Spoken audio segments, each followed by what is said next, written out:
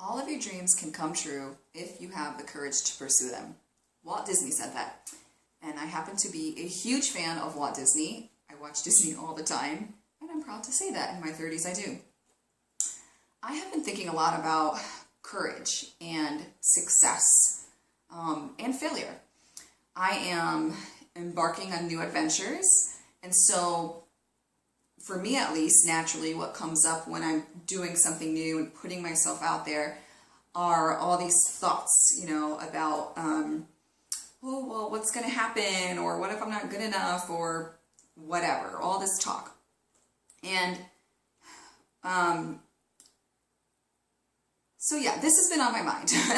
One of the things that I'm doing right now a lot is Reiki. I do that as a way to heal from my dis-ease. I have been practicing it for many, many months now, and I've also been practicing just energy healing on myself for, I don't know, maybe a couple years or something.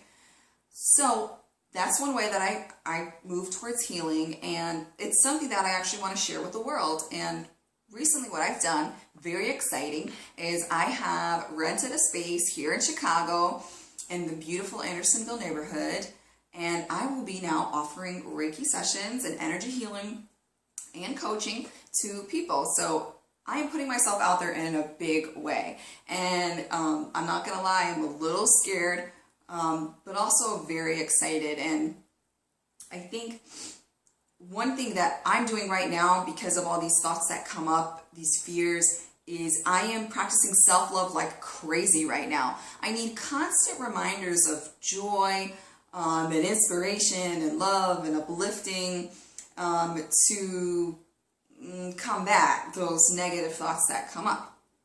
And so this is a time for me to practice. I'm looking at my notes here so that I can really get back to my natural state, which is your natural state, which is one of love and abundance and ease. So let's see, what else do I want to say? While this is all going on, and while I'm putting myself out there to the world in a big way, what tends to happen when you put yourself out there is that you'll get two kinds of people, as my Reiki teacher says. You'll get people who are wing fluffers, and then you'll get people who are wing clippers. And I've said this before.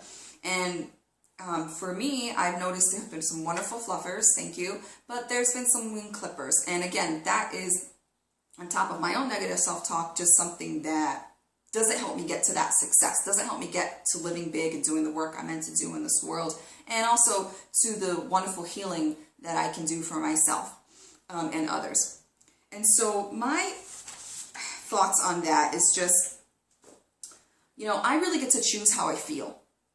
I get to choose what I let in, and I get to choose whether or not somebody's going to rob me of my joy and my peace and my frame, my natural state of bliss. I get to decide that, okay?